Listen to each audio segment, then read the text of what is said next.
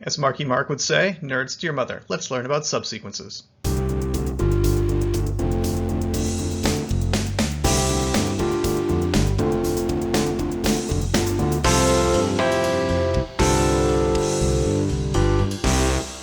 So what is a subsequence? Strictly speaking, if we want to be hyper formal about it, what we do is we start with a sequence of real numbers, those are our xn's, and we also have a strictly increasing sequence of natural numbers, and these are our a's. So they have to get bigger and they have to be natural numbers.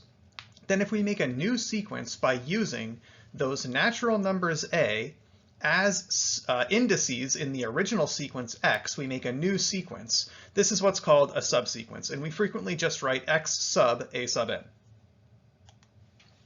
I like to think of subsequences with the following kind of picture diagram.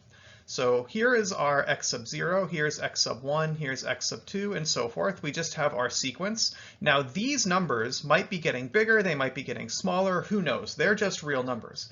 But what we do is we pick out certain indices that we're going to keep in our subsequence. So for example, I want to keep this one, but not this, not this. Let's keep this and this, but not this. Let's keep that, but not that one. So our subsequence would be something like x sub 0, comma, x sub 3, comma, x sub 4, x sub 6, and so forth. In other words, a sub 0 is 0. The first index that we kept was 0. The next index that we kept was 3. The next index we kept was 4. The next index we kept was 6. So x sub a sub 0 is just x sub 0. X sub a sub 1 is x sub 3. X sub a sub 2 is x sub 4. And x sub a 3 is just x6. So notice that because the a's have to be natural numbers, they are legitimate indices to put on the x's, and because they have to be an increasing sequence of natural numbers, you are always moving further along the sequence as you go. So the ANs are indices that form a subsequence, but you really can just think of them as picking certain terms from the original sequence. Yes, and we go forward in the sequence. So we never make a subsequence by, for example, going x sub 1, x sub 3, and then back to x sub 2. I'm not saying that the terms of the sequence can't get bigger and smaller, but the indices must always be increasing. So here is a basic result about subsequences. If you begin with a monotone sequence and you form any subsequence of it that you want, the result is also monotone. So assume we have a monotone increasing sequence. If you increase the index, if n is larger than m, then x sub n is bigger than or equal to x sub m. Larger indices make larger results in the sequence. It is a monotone increasing sequence. So for example, if I was to plot, here is my n axis, and here is going to be x sub n. Whatever x sub 0 is, x sub 1 must be bigger than that, x sub 2 must be bigger than that, x sub 3. So the terms of my sequence are always going up. So here's x sub 0, x1, x2, represented as heights. So now what we're going to do is we're going to pick a subsequence of that. So imagine I'm just going to circle in green. Let's start here, then we'll take this one, then we'll jump here, and so forth. But since the original sequence was going up, and our subsequence only marches forward through the original sequence, our subsequence is also just going up. And that's basically the proof, so let's formalize it. So if I take any subsequence we want, the indices a sub I are strictly increasing. And because a monotone sequence means larger indices make larger terms, a monotone increasing sequence, then since the indices a sub I are increasing, so are the terms x sub a sub I, and therefore it's a monotone increasing sequence.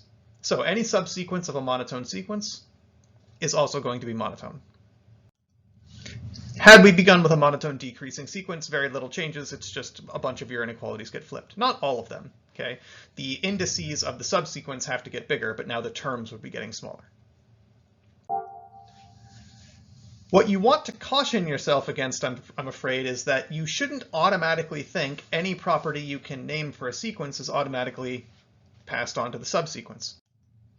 Okay, so here are some examples, however. If xn is a bounded sequence, then subsequences are always bounded.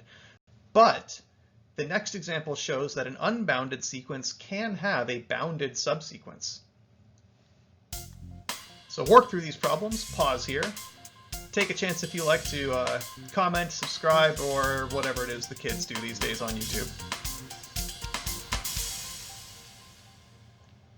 Moving on. Here's an important result. If a sequence has a limit L, then any subsequence must have the same limit. Don't make the mistake of applying this in the converse, and we'll get to that. But if a sequence has a limit, then any subsequence has the same limit. So the idea behind this is pretty straightforward. So if a sequence has a limit, let's just plot this using the same, here's n and here's our xn axis. Let's suppose the limit is some positive number, and I'll represent it as a horizontal line. So here's the limit L. Now, if the limit is L, I don't necessarily know that any particular term of the sequence is equal to L. What I do know is that as the sequence marches forward, we are trapped within an epsilon distance of L. Doesn't mean you get closer at every stage. I mean, you can observe that here we're pretty close and then we got further away. That's fine. But eventually I'm trapped close to L. That's the idea. So now what we're going to do is we're going to take a subsequence of it. So let's suppose we kept this term, then this one, then this one, then this one, then these two, then this one. Well, since the original sequence is eventually trapped close to L, and we have to move forward down the sequence to make a subsequence, eventually those are going to be trapped close to L as well. And again, that's basically the idea, but let's formalize it. So suppose you take any subsequence of the original. Remember that the indices we pick from our subsequence have to be natural numbers, which means the first one has to be at least as large as 0. But the indices are strictly increasing, which means they have to increase by at least 1. So a sub 0 has to be at least 0. A sub 1 has to be at least 1 larger, so it has to be at least 1. A sub 2 has to be at least 1 larger, and therefore must be at least 2, and so forth.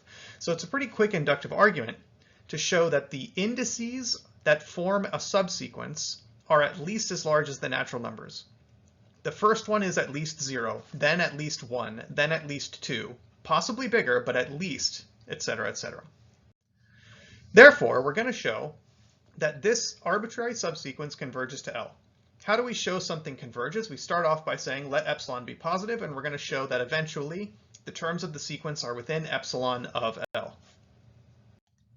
So since the original sequence converges to L, by definition there is some capital N, so that for any index past that point, the distance from our original sequence to L is less than epsilon.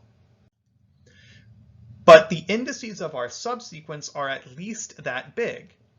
So that means a sub n is at least as large as n. So if little n is at least as big as capital N, then a sub little n is at least as big as capital N as well. And we knew that any term of the sequence past index capital N is within epsilon of L, and therefore x sub a sub n is within epsilon of capital L, because a sub n is at least as large as capital N, because little n was at least as large as capital N as well. And that's really the whole proof. Okay? If I take the 10th term of a subsequence, I have gone at least 10 terms into the original sequence. So if you pick an epsilon, and you determine, well, if I just go out to the 10,000th term of the sequence, everything beyond that point is trapped within epsilon of L. If I take the 10,000 and beyond terms, I am within epsilon of L. Well, any subsequence, once you hit the 10,000th term of that subsequence, you are at least 10,000 steps into the original sequence, and therefore within epsilon of L as well. In immediate corollary, we get to that result. Remember that if a sequence converges, every subsequence converges to the same number. If I can find two subsequences that converge to different numbers, then automatically the original subsequence can't possibly converge. If it did converge, it would converge to a fixed number, and every subsequence would converge to the same thing. So if two subsequences have different limits, there can't possibly be a limit overall. So work through the following practice problems. Keep in mind that last result we discussed, especially for this first one. Okay, and this is a bunch of constructing some examples. That last bit about a sequence converging if and only if every monotone subsequence converges to X, one direction is quite easy, the other one is challenging.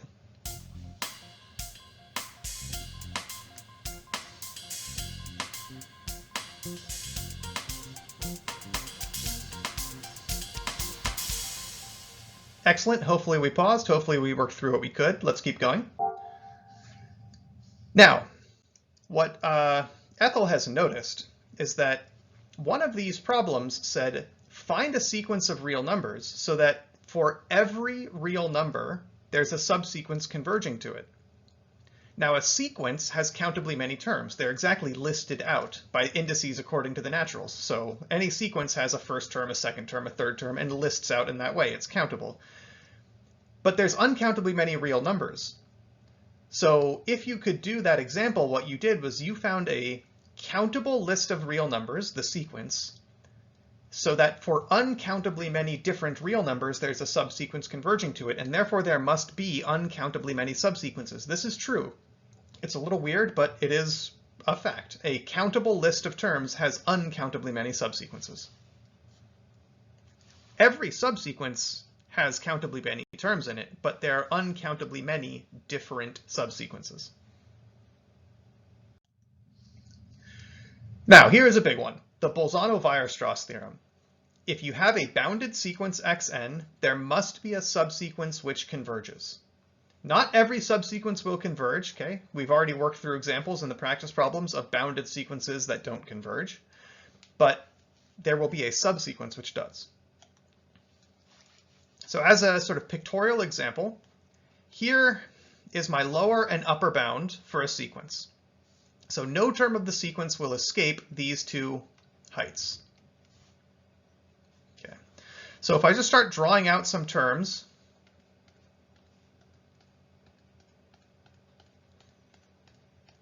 I keep going, but I'm never bigger than or lesser than the two extreme blue lines here. Well, what I can kind of see is that it looks like maybe there is a subsequence being drawn that's got a much more restricted range on it. And maybe I can keep doing this over and over again to find a subsequence that converges. That's a rough idea. It's not actually how the proof is going to go. But since the original domain is all natural numbers, but the range is bounded because we assume we have a bounded sequence, then some piece of the range must get lots of terms in it. And if you keep doing that over and over again, well, you can kind of end up with a limit. There is a proof along those lines. We're going to do it slightly differently. What we're going to take advantage of is that we know bounded monotone sequences converge. We also know that a bounded sequence, every subsequence is also bounded. Okay, that was one of your practice problems. So if we can just find a monotone subsequence of a bounded sequence, since it inherits that bounded property from the original, we now have a bounded monotone sequence and therefore a converging sequence. So the whole thing just reduces to show that a bounded sequence has a monotone subsequence. So let's let alpha be the supremum of the original set of terms. We know the sequence is bounded. That was one of our assumptions. So it is a real number. It's not plus or minus infinity. There are a few possibilities. Possibly no term of the sequence ever equals the supremum.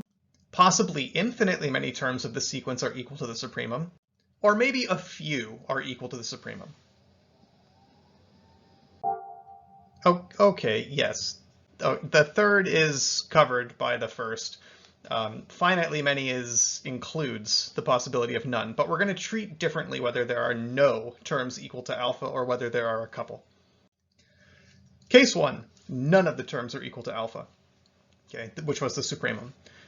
Let's just suppose we start with the first term of the sequence. A sub 0 is 0, x sub a sub 0 is x sub 0. Now we're going to do an inductive process. If we've already defined the nth term of the sequence, let's also assume we've defined the first n terms in a strictly increasing way. Now, the base step is to just start with a sub 0 equals 0. We start with just x sub 0. That is strictly increasing because there's nothing to compare it to. So our base step is fine. We have a first term of a strictly increasing subsequence. Now let's suppose inductively we have n terms and they're strictly increasing. None of the terms are equal to alpha. That was one of our assumptions. Therefore, the last term we just defined is still less than alpha. Since alpha was the supremum and x sub a sub n is less than it, x sub a sub n is not an upper bound on the sequence, which actually means that x sub a sub n is not an upper bound on all of the terms after it. Observe that the plus 1 is not attached to the n, but it is attached to the a sub n. That's the entire index is a sub n plus 1. A sub n plus 2 is the index that comes next. So this is all the terms in the original sequence after the one we just picked, x sub a sub n. Since x sub a sub n is less than the supremum, okay, I must be able to find a term bigger than it. It's not an upper bound on the terms of the sequence that come afterwards. So let a sub n plus 1 be some index larger than what we just picked, which is bigger than this number that wasn't the supremum, that was smaller than it. So every time I pick a term of the sequence, since I'm still less than the supremum, because we assumed no term of the sequence was equal to the supremum, I can always find another term of the sequence bigger than the one I just picked. And in this manner, we inductively construct a strictly increasing subsequence. And therefore, we have an increasing subsequence of a bounded sequence. We have found a bounded monotone sequence. We have found a converging subsequence. So here's basically what we got going on.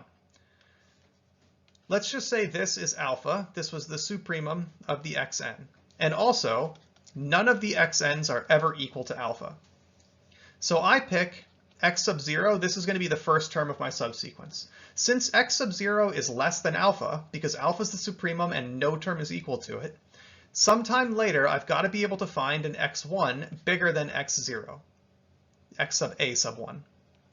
Okay, maybe it does some other stuff in between, but fine. Eventually I'm going to find a term that's still less than alpha, because alpha is the supremum and no term is actually equal to it, but bigger than x sub a naught because it was smaller than the supremum. This is still smaller than the supremum. I can find terms bigger than it eventually, and that's the one I'm going to call x sub a sub 2. And if I just keep doing this, okay, we have found an increasing subsequence of our bounded sequence. Right, the subsequence is going to keep increasing. Now, it's not actually the case that it's guaranteed that this subsequence will converge to the supremum. We didn't claim that. It might not be true, but it will be an increasing subsequence of the original. Suppose, case 2, there are infinitely many terms of the sequence that are equal to the supremum. Now our goal was to make a monotone subsequence. Well, if there's infinitely many terms that are equal to alpha, just pick those. Now you have infinitely many terms, so it is a subsequence, and they're all the same value, which actually means it's monotone increasing and decreasing. So not a terribly interesting scenario, but at least it's doable, okay? If the supremum is achieved infinitely many times, make a subsequence out of that, call it a day. So if we never reach the supremum, that's what we handled before. We can make a strictly increasing sequence. And if you do reach the supremum infinitely many times, well, that's even easier. Which means the only remaining case is it is equal to the supremum a couple of times, but that's all. So let's suppose we're in that scenario. There are a few times it's equal to the supremum alpha, but not infinitely many. Well, if there are finitely many terms equal to alpha, then there is a last time. I'm also going to relabel the supremum alpha as alpha sub 0, alpha naught, for reasons that will become clear. So if it's equal to alpha finitely many times, pick the last time it's equal to that. So what does that mean? There is this time x sub a sub 0 equal to alpha naught. It is equal to the supremum. But for anything past that point, it's smaller. How do I know it's smaller than alpha naught? Well, alpha naught was the supremum of the sequence overall, so it's certainly not bigger than it. And I picked the last time it was equal. So if it was the last time it was equal, I'm never equal to it again, but I certainly am not going to be bigger. Therefore, the only possible thing left is for the terms of the sequence that come to be smaller than the original supremum. So here's what we did, okay? Here is our supremum alpha, and x sub n is equal to alpha a few times. So it's equal to it a few times, and let's just say this is the last time that x sub n is equal to alpha. This is going to now be the first term of my subsequence. And now what comes afterwards in the sequence? Well, I don't know exactly, but I do know it's certainly not bigger than alpha, because alpha was the supremum of everything. And because this is the last time I'm equal to it, everything that comes later is now smaller than alpha. So that's what we've done so far. Now look at the terms that come after the one we just picked. X sub a naught plus 1, x sub a naught plus 2. It's still bounded because the original sequence was bounded, and therefore it has a supremum. Let's call it alpha 1. This is the supremum of everything in the sequence after the term we just picked. We're looking at a subset of the original sequence. We got rid of everything up to the one we just picked, and we're looking at a supremum of everything that comes afterwards. And supremums of subsets can only get smaller. So alpha 1, the supremum of everything after what we just picked, is less than or equal to alpha naught, the supremum of everything. Now there are various cases. After the term we just picked, a sub 0 is the index. After that, we are never equal to the new supremum. But that means if I just ignore everything up to what I just picked, I now have what remains never achieving its supremum, and we know how to find a strictly increasing subsequence in that case. So if after picking this first term x sub a sub 0, which was the last time the supremum was reached, if we do that, and the supremum of everything that comes afterwards is never reached, I know what to do. Forget everything you had done up to this point and just look past what you just picked and just say, now I have a sequence that never reaches its supremum, so find an increasing subsequence. But I might also have infinitely many times that it's equal to its new supremum. And in that case, I know what to do. Just pick those infinitely many terms. So the only time I won't know what to do is the original sequence was equal to its supremum finitely many times. After that point, the new supremum was achieved finitely many times. Well, if that happens, yeah, okay, so just wait until after you have found the last time you're equal to the supremum, and then you're just going to try again. That's exactly right. After the one we just picked, maybe we get lucky, and one of the earlier scenarios that we know how to deal with is what's happened. But maybe not. So maybe after the last time I was equal to alpha naught, there's going to be a last time I'm equal to alpha 1. So pick that. Now I have a new supremum, but a supremum of a subset. And it was achieved, but it's less than or equal to the original. So x sub a sub 1 is the last time I'm equal to alpha 1, and alpha 1 is less than or equal to alpha naught, the original supremum. So I have now made two terms that are actually monotone decreasing. The last time I was equal to the overall supremum, followed by the last time I was equal to the supremum of everything after that point. And now you do this again. Having just picked x sub a sub 1, look at everything that comes after that. Maybe its supremum is achieved infinitely many times, or not at all, but its supremum, alpha 2, we're going to call it, is less than or equal to alpha 1, because it's the supremum of a subset of what we were just looking at. So if it's never achieved, we know what to do. If it's achieved infinitely many times, we know what to do, which means the only thing that can go wrong is it's achieved finitely many times. So do the same thing. Okay, now here is the crux of the issue. What if you keep doing this and you never get anywhere with it? At any particular point, you say, let's look at the supremum of all the terms that remain. If it's never achieved, throw out all the work you did, make a strictly increasing subsequence from what remains. If the new supremum is achieved infinitely many times, throw out everything you just did and make a constant sequence, and that will be monotone. But what if you never have the scenario that the new supremum is never achieved, and you also never have the scenario that the new supremum is achieved infinitely many times?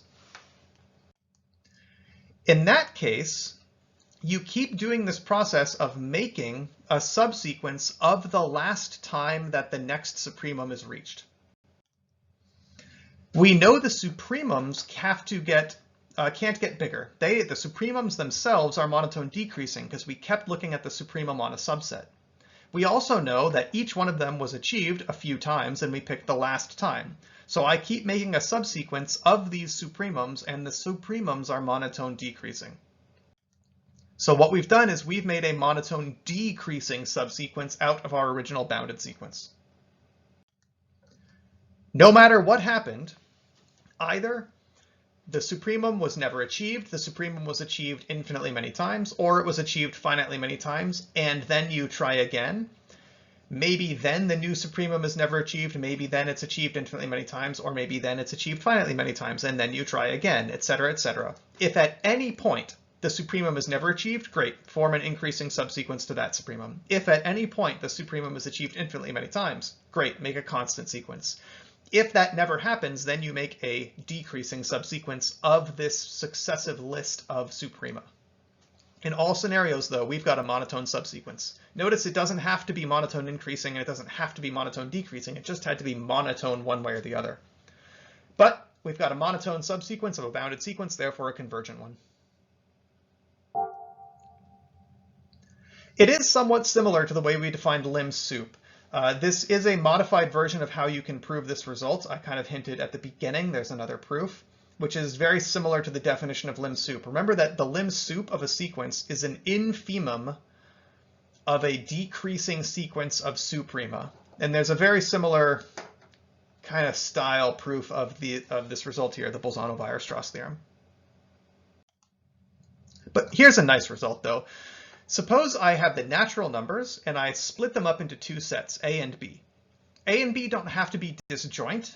Okay, it's possible to duplicate terms between them, that's fine. However, between the set A and the set B, I do get all the natural numbers. Now let's suppose I make a subsequence by using the A's as the indices, and I make a different subsequence using the B's. If both of those subsequences have the same limit, then the sequence has a limit overall. Now earlier I cautioned you against saying, well, if a subsequence has a limit, then the sequence has a limit. We're not just assuming there is a subsequence that has a limit. We're assuming there are two subsequences with the same limit, and here's the kicker, the indices used in those two subsequences account for all natural numbers. Here's the basic idea. Okay, I'm going to write here's just my natural numbers. Let's go with, let's actually change to white color. So our natural numbers are just going to be 0, 1, 2, 3, 4, 5, 6, 7. Don't worry, I'm not going to write forever. I'm just going to write until I run out of room. Sure. Now, I'm going to construct the set A in red. Let's use this, this, this, this, this, this, and that. And then it sort of keeps going. So these numbers all belong to the set A. Now the set B can duplicate terms of A, but it sure as heck has to contain everything not in A, because the assumption was that the union of the two sets is all natural numbers. So some numbers belong to A, some numbers belong to B, some numbers belong to both. However, every number belongs to at least one of them. So now, if I just take x sub 0, x sub 2, x sub 3, x sub 6, if I just use the A's to make a subsequence, and this has limit L. But if I also use the B's to make a subsequence, x sub 0, x sub 1, x sub 3, x sub 4, x sub 5, and so forth, and this all has limit L. If the red ones are getting trapped close to L and the blue ones are getting trapped close to L, and every number has to either be red or blue, well then every number gets trapped close to L. Therefore, the original sequence converges. And you can see how important it is that A union B be all the natural numbers. If I was missing lots of natural numbers, well then it's possible for the red sequence and the blue sequence to converge, but for there to be tons and tons of terms left over that I have no idea what's happening. It's important that A union B be all natural numbers here. So we're going to prove that the original sequence converges to L. So let epsilon be positive. We're going to show that eventually every term of the sequence is within epsilon of L. But since the A subsequence converges to L, there's a certain index past which in the A sequence we are epsilon close to L. But there's also a certain index in the B sequence past which we are epsilon close to L. So pick whichever one of these two indices is larger. Now, Not just the n sub a and the n sub b, but a sub n sub a and b sub n sub b. So for example, the 10th term in the A sequence might be 26. If I start listing out the indices in A, maybe the 10th one is 26, so it's the 26 that I'm picking. Whereas the 10th term in the B's might be 31, and then I'm going to pick 31 there. But whichever of those two numbers is larger, pick that. That's your capital N. Past that point, you are past the relevant cutoff point, whether you're in A or in B. And since every number is either in A or B, well, if you're in A, you're past the cutoff point in A, and therefore you're epsilon close to L. But if you are in B, you're past the cutoff point for B, and therefore you're epsilon close to L. Overall, every term of the sequence is within epsilon of L, and that's the definition of converging to L. One last result. We just proved if the natural numbers can be expressed as a union of two sets, and both define a subsequence which converges to L, then the original sequence converges to L. So here is a sort of analogous result. Rather than split the natural numbers into two sets, suppose you partition it into finitely many, maybe 17 different sets. If all subsequences given by these partition elements converge to the same limit, then the sequence converges overall. However, it is possible to construct an example of a sequence so that you can split it up into infinitely many subsequences, all of which converge to the same thing, but the limit doesn't exist overall. There's a really big jump that happens whether you are having infinitely many different subsequences or finitely many. But try to see if you can come up with a proof of this first result and an example for the second one.